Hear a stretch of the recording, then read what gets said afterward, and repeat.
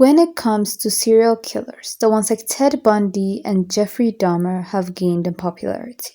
But today we're gonna do a deep dive into a prolific serial killer by the name of John Floyd Thomas Jr., a guy who terrorized the streets of Los Angeles and may be responsible for up to 25 killings. Before we get started, I would like to apologize in advance to any mispronunciations, and also, trigger warning, it is gonna get dark. John Floyd was born on July 26, 1936 in Los Angeles, and apart from the information provided that his mom tragically passed away when he was just 12 years old, there isn't much information about who his parents were. So when this tragedy struck, John Floyd was taken in and raised alternately by his aunt and his godmother, who remain anonymous. Throughout his childhood, Thomas attended public schools, including Manual Arts High School in Los Angeles. Then, he would go on to join the U.S. Air Force in 1956 for a brief period of time. While stationed at Nellis Air Force Base in Nevada, a superior stated that Thomas was regularly, quote-unquote, late and slovenly in his appearance, which would lead him to being dishonorably discharged. The following year, he would be arrested for burglary and attempted rape in Los Angeles. Thomas was convicted of these crimes and sentenced in 1957 to 6 years in the California state prison system. As a result of a pair of parole violations, he remained behind bars for nearly a decade.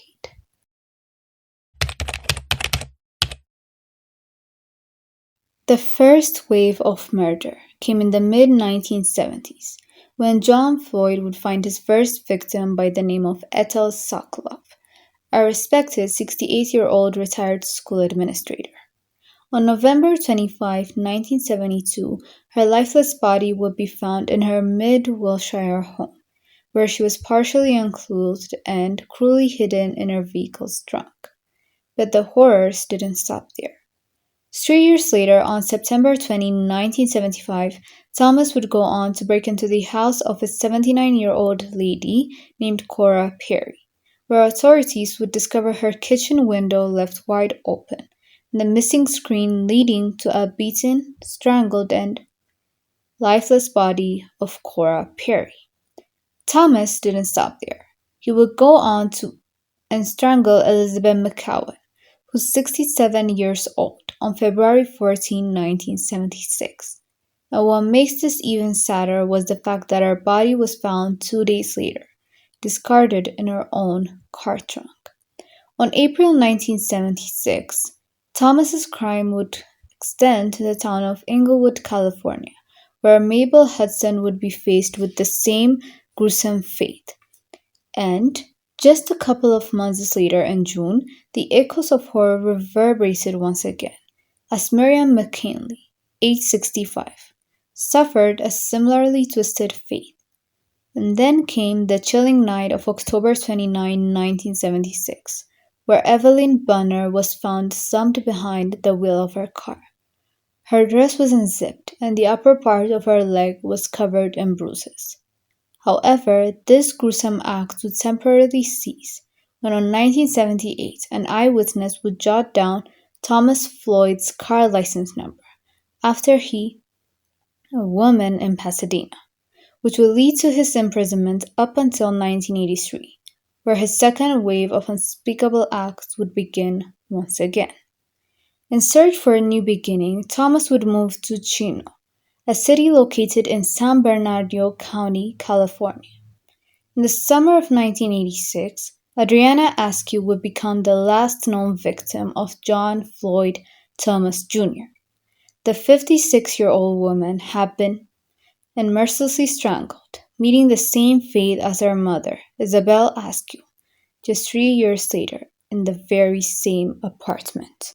These crimes would finally come to an end in 1989, after at least 17 elderly women were beaten and strangled until they died.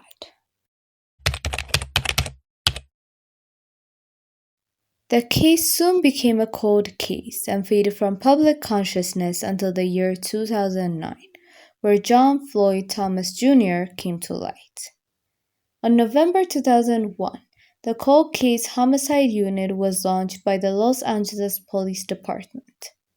With DNA scanning technologies massively improved, they were on a quest to solve the unsolved killings dating back to the 1970s.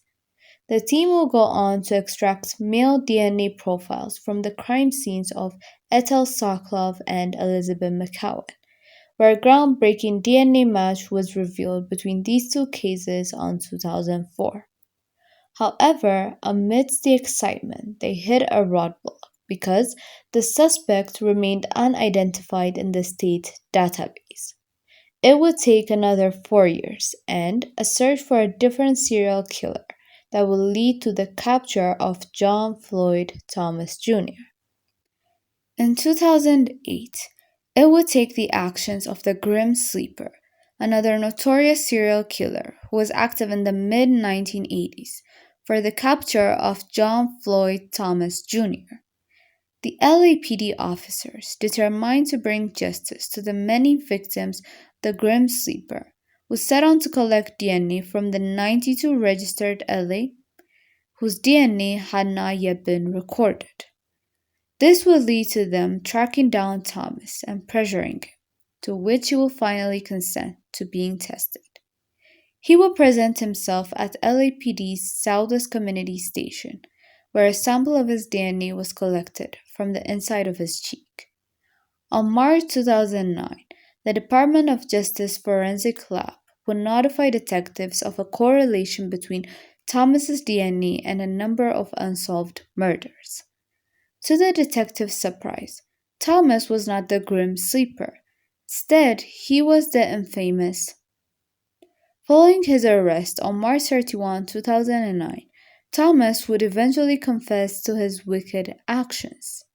On April 1, 2011, Thomas would plead guilty for the 7 murder charges to avoid the death sentence for the Adriana Askew murder, resulting in a life imprisonment sentence without the possibility of parole. Even though John Floyd Thomas Jr. was charged for 7 murders, police suspect Thomas committed 10 to 15 more. Nevertheless, it comes as no surprise how his actions affected many, leading to unimaginable grief to friends and families of the victims. Now, John Floyd Thomas Jr. remains behind bars, never to see the light of day again.